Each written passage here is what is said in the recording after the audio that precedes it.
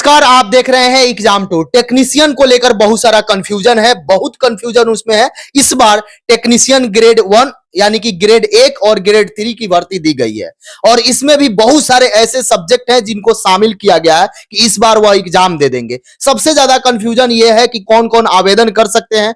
दूसरा कंफ्यूजन यह है कि क्या इसमें भी CBT 1 CBT 2 एग्जाम होगा या एक ही एग्जाम होगा। सर बहुत सारे अधिकारी लोगों से मिले, बहुत सारा वीडियो आप देखे होगा, बहुत सारा उसमें बताया गया है, लेकिन बहुत कंफ्यूजन है। क्या है, रेलवे अधिकारी क्या बताते हैं, सर उस पर क्या बातचीत किए, इन संपूर्ण जानकारी लिया जाएगा ताकि आपका टेक्नीशियन में जो कमी है उसको दूर कर सके, जो नॉलेज नहीं है उसको आप जानकारी। सर आपका स्वागत है एग्जाम में। जी धन्यवाद। सर इस बार बहुत सारे लोग ये भी जानना चाह रहे हैं कि टेक्नीशियन का एग्जाम आखिरकार LP से अलग क्यों किया गया, इसका क्या कारण है? नहीं, ये अच्छा सवाल आप किए, क्योंकि पहली बार बहुत दिनों के बाद, बहुत दिनों का मतलब ये है कि जब शुरुआत में वैकेंसी निकलती थी तो ड्राइवर और टेक्नीशियन की वैकेंसी अलग अलग ही होती थी। आज से 12 साल 15 साल पहले की बात है। लेकिन बाद में चल करके LP टेक्नीशियन को एक कर दिया गया और पहले बोर्ड बाय बोर्ड भी वैकेंसी अलग रहती थी। तो बाद में जब दोनों को एक साथ कर दिया गया, फिर सारे बोर्ड को आपस में कंबाइंड कर दिया गया, तो इससे फायदा और नुकसान दोनों बातें थी। फायदा इससे ये हुआ कि एक साथ मैक्सिमम वैकेंसी आ गई। दूसरा फायदा ये हुआ कि जो मध्यम तबके के भी स्टूडेंट थी, जिनकी तैयारी मिडिल लेवल की भी थी, उनकी भी संभावनाएं बढ़ गई। और नुकसान इससे ये हो गया कि पहले जैसे अलग अलग बोर्ड से अलग अलग पोस्ट की वैकेंसी आती थी ड्राइवर और टेक्नीशियन की, तो सब बोर्ड का अलग अलग ड्राइवर निकलता था, अलग अलग टेक्नीशियन निकलता था, तो अपॉर्चुनिटी छात्रों को ज्यादा मिलती थी। तो उस समय दिक्कत ये होता था कि जो जिन छात्रों का तैयारी बहुत बेहतर हो चुका रहता था तो उनका रिजल्ट कई जगह होता था। फाइनली वो एक ही जगह ज्वाइन करते थे, बाकी जगह छोड़ना पड़ता था। बोर्ड को भी इसमें परेशानी होता था कि एक जगह ज्वाइन किया, फिर बाद में चल करके वही बच्चे छोड़ दिए, तो बोर्ड को रेगुलर जो स्टाफ मिलना चाहिए था वहां परेशानी होती थी। तो बहुत सारा बदलाव हुआ। फिर जाकर के जब इधर हाल के दिनों में जब LP की वैकेंसी आई और बहुत ज्यादा विरोध प्रदर्शन बच्चों के द्वारा किया गया कि LP और टेक्नीशियन पहले मिला के आता था, अलग क्यों, इतनी कम वैकेंसी क्यों। तो इस पर जो कोचिंग इंस्टीट्यूट के टीचर्स और रेलवे के अधिकारियों के बीच जो मीटिंग हुई, उस मीटिंग में उनका साफ कहना था GM सर का कि रेलवे की कई चरणों में एग्जाम होती है LP की, जबकि टेक्नीशियन नियमतः एक ही चरण में एग्जाम होने की बातें हैं। एक ही चरण में एग्जाम लिया जाता था, मात्र एक ही चरण। हाँ, एक ही चरण में। इस लेकर के अब दोनों को अलग कर दिया गया क्योंकि इस प्रोसेस में बहुत समय लगता था। ये उनका तर्क था। हाँ, लेकिन बच्चों का अपॉर्चुनिटी निश्चित रूप से प्रभावित इससे हुआ है। तो हमको जो अब लगता है, जिस तरीके से देखे कि LP टेक्नीशियन का वैकेंसी दिया, पूरा कैलेंडर जारी कर दिया गया, मार्च अप्रैल में टेक्नीशियन की वैकेंसी आ जानी है और अक्टूबर नवंबर में इसका एग्जाम भी हो जाना है। पहली बार हुआ कि टेक्नीशियन में ग्रेड 1 की भी वैकेंसी दी गई, ग्रेड 3 के वैकेंसी के साथ साथ। तो सबसे पहला प्रश्न अब ये आता है, हम अन्य बातों पर भी जाएंगे, कि ग्रेड 1 में कौन से बच्चे भर सकते हैं।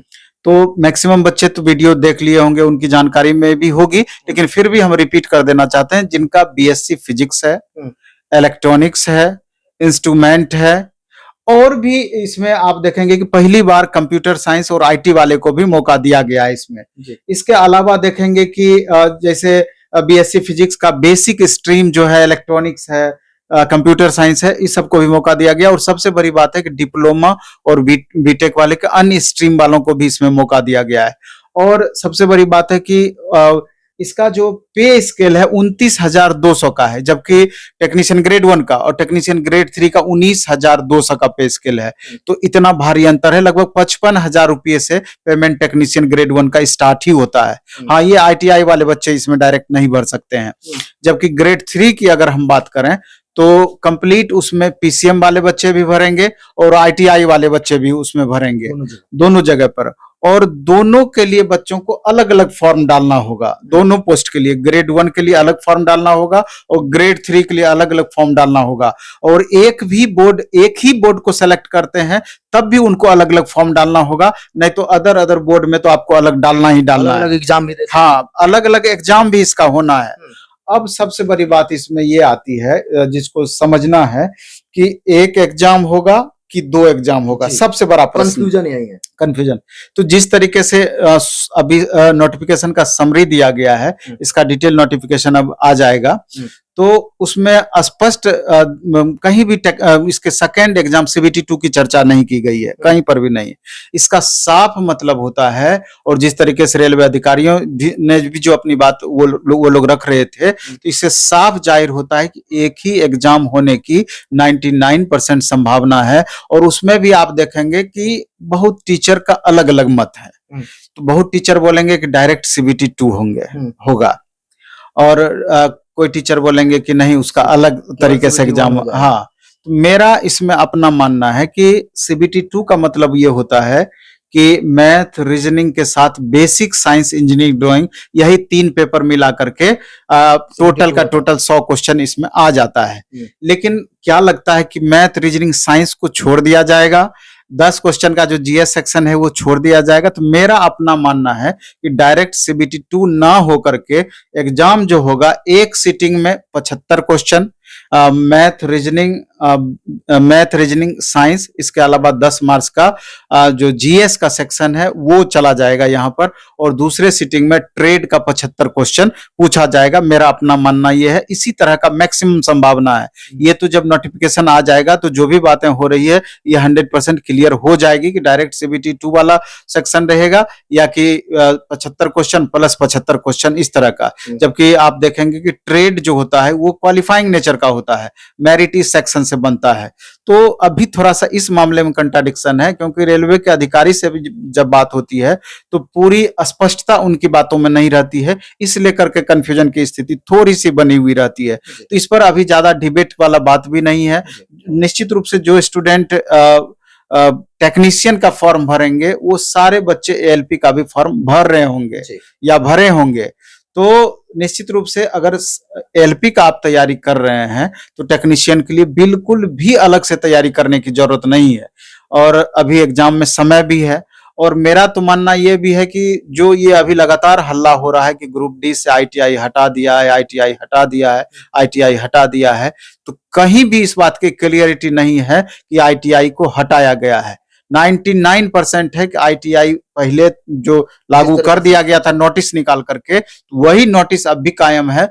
अधिकारी रेलवे के खुद कंफ्यूजन में थे, उनको पता ही नहीं था कि वास्तविकता इसमें क्या है या किस तरीके से नोटिस। तो संबंधित जो विभाग होगा एग्जैक्ट वही बता सकता है वहां पर, ये अन्य अधिकारी को जानकारी सारी बातें रहे, ये भी दिक्कत है।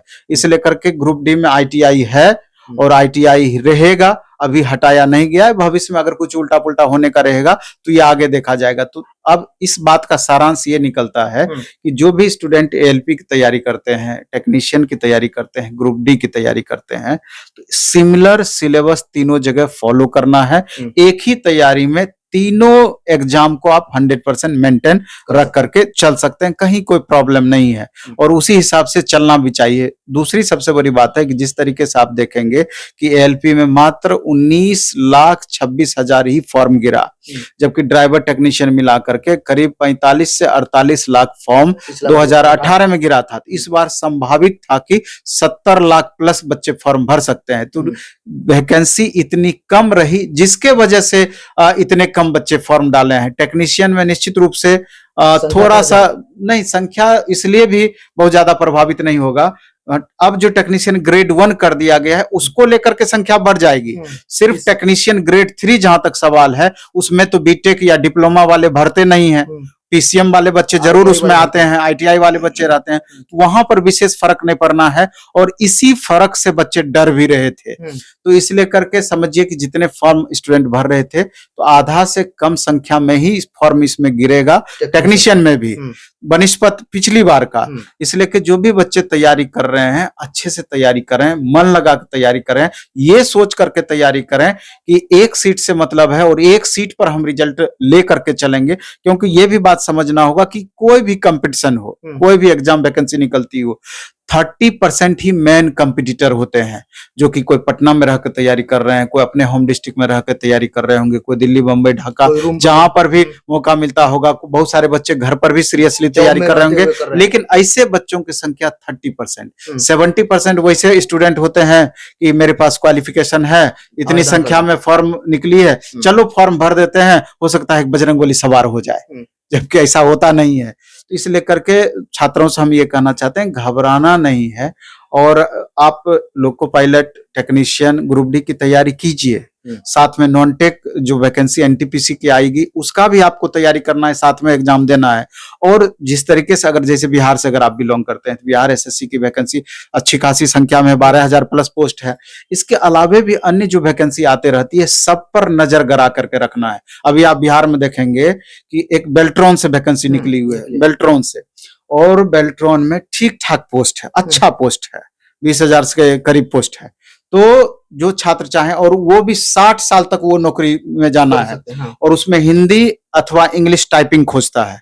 60 मार्क्स का एग्जाम होता है, 60 मार्क्स कंप्यूटर से ही खोजता है। तो हम कहते हैं कि जो भी एलपी वाले छात्र हैं, अभी बिहार एसएससी फॉर्म भरे होंगे तो कंप्यूटर का डिग्री सब बनवाए होंगे, तो वही डिग्री आपका यहाँ पर भी काम कर जाएगा। 100% बेल्ट्रॉन का फॉर्म भरना चाहिए आपको। एक अपना वैकल्पिक व्यवस्था करके चलें।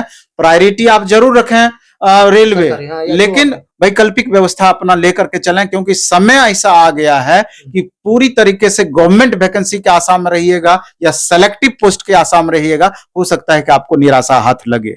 इसलिए कर अपने ऑप्शंस को हमेशा बनाए रखना है। और एक बात और हमेशा बोलते हैं कि डिग्री कभी बेकार नहीं जाता है। अगर आपने +2 किया है, ग्रेजुएशन में नाम लिखा लें, कॉरेस्पॉन्डेंस में ही नाम लिखा लें, खाली एग्जाम जाकर के लास्ट मोमेंट में दें। ग्रेजुएशन कर लिया है, पोस्ट ग्रेजुएशन में नाम लिखा लें। टाइपिंग नहीं किए हैं तो टाइपिंग आप करें, बीलिस कर लें, डीएलएड कर लें, बीएड कर लें। जो भी टेक्निकल डिग्री अगर आपसे बन पड़ता है उसको भी साथ साथ कंटिन्यू रखें। बैठे हुए बिल्कुल आप ना रहें। शॉर्ट हैंड आप कर लें, दूसरी इस तरह की कोई डिग्री मिलती है तो उसको भी आप लेने का प्रयास करें, क्योंकि समय कैसे बीत जाएगा एकदम नहीं पता चलेगा। इसलिए बाबू एकदम छोटे छोटे समय का उपयोग करना है। छोटी छोटी डिग्रियां लगातार लेते रहना है, क्योंकि 2 साल 3 साल अगर आप अच्छे से मेहनत कर जाते हैं या किए होंगे तो उसका प्रतिफल आगे चल करके देखने को मिलेगा ही मिलेगा। जो भी टेक्नीशियन अभ्यर्थी हैं वह यदि इसके बावजूद भी किसी भी प्रकार का कोई कंफ्यूजन हो, बहुत सारे लोगों का ये कंफ्यूजन था कि कागजात कैसे तैयार करें, चूंकि बिहार के कोई भी वैकेंसी आप डाले हुए हैं तो एनसीएल हो गया है या ईडब्ल्यूएस हो गया या जाति आय निवास हो गया, तो उसका लेवल अलग रहता है, सेंट्रल लेवल का अलग रहता है। उस पर एक नेक्स्ट वीडियो मैं बनाऊंगा जिसमें केवल डॉक्यूमेंट्स को लेकर चर्चा करेंगे, ताकि आप किसी भी प्रकार से कहीं गलती ना करें। सर, समय देने के लिए बहुत बहुत आभार।